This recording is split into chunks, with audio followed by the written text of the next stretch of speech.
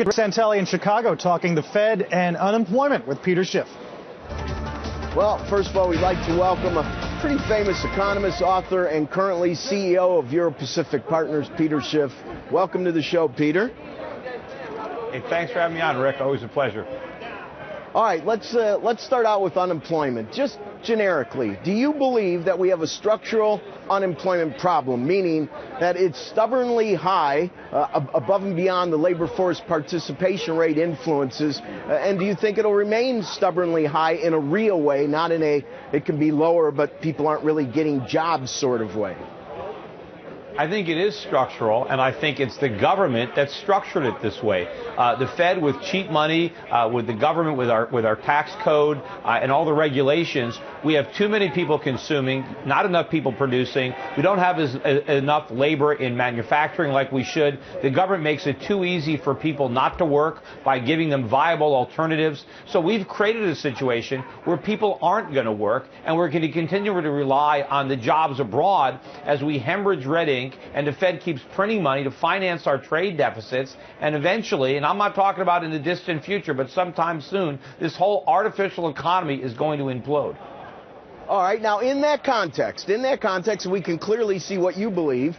What do you think about the Fed targeting or making a goalpost the unemployment rate?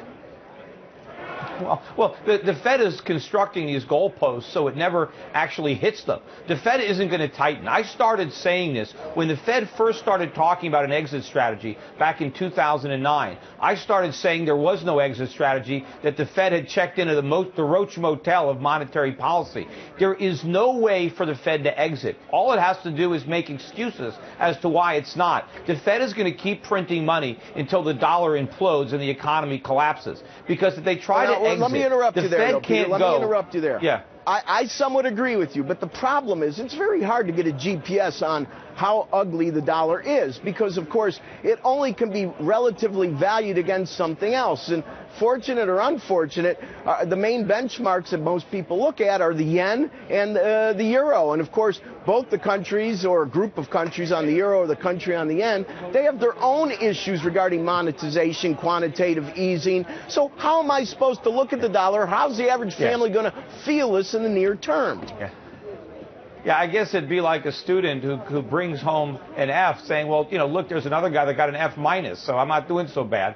But, the dollar is actually going down against the euro. Pull up a chart. Look at the dollar index. Look at the British pound. It's almost at a 52-week high today. I mean, we're going down against the pound. But look at the Aussie dollar. Look at the New Zealand dollar. Keeps hitting 52-week highs.